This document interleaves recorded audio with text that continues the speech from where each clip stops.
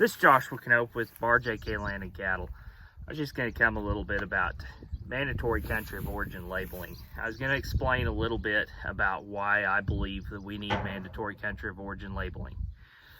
So as the beef industry, as things stand right now, any beef that's imported into the United States, if it's packaged, repackaged, it's stamped with the USDA labeling sticker that says it's inspected, but it also, as the rules stand, can be stamped with a product of the United States label. This is deceiving to the customer. So there are organizations out there and groups out there that say, hey, we need a voluntary program that's already in place. We don't need mandatory, we don't need government oversight. Basically, we do need the government oversight. It's a liberty issue. We need somebody to oversee that that product is actually a product of the U.S.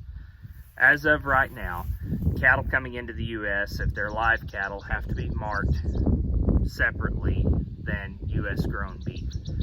Same goes with imported beef. So it has to be marked separately. That has to be processed on a different day. So the plan is already in place. It's not going to be that hard to implement a mandatory country of origin labeling. It's not going to be that hard because the cattle are already marked differently than our domestic raised product. So with that being said, it's not going to be a big deal to implement mandatory country of origin labeling. The cost is not going to be to the producer, and it's not going to really necessarily go to the consumer. So what it's going to do for a consumer is it'll give you a choice.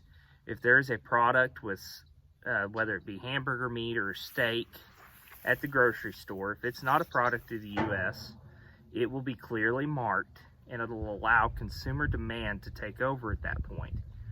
I've heard the argument that consumers, if there was a big demand for USA beef, that consumers would already drive the market toward USA beef. Well, they kind of have, and that's why no matter what the product is, it's marked as product of the U.S. So because they're able to sell it with a little bit better premium, or at least keep it at the same price as everything else.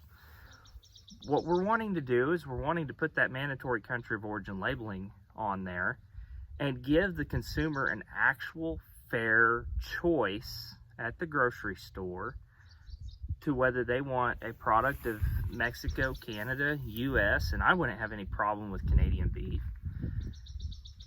But we're wanting to give that choice to the consumer, to you as the consumer to choose, and then you guys can build that market and build a demand for USA beef, an actual demand for USA beef. And then by that, it'll trickle down to the rest of us as cattle producers here in the United States. Because then our product will be in demand over imported product, and it'll give us a fair chance at selling to the consumers. And that way our cattle prices will be a little bit better because there's a demand for our product, our cattle, as they come into the processing plant. So that's just a real quick kind of overview of what we're trying to do with www.demandUSAbeef.com. With this petition, we're trying to show that there is a demand for United States product, there is a demand for our domestic cattle, and there is a demand for a mandatory country of origin labeling law. So anyway, y'all have a great day. It's a beautiful day in western Oklahoma, and we're out here enjoying it. I've got my son out here. We're checking cows and exploring rock caves on one of our pastures. Y'all have a great day.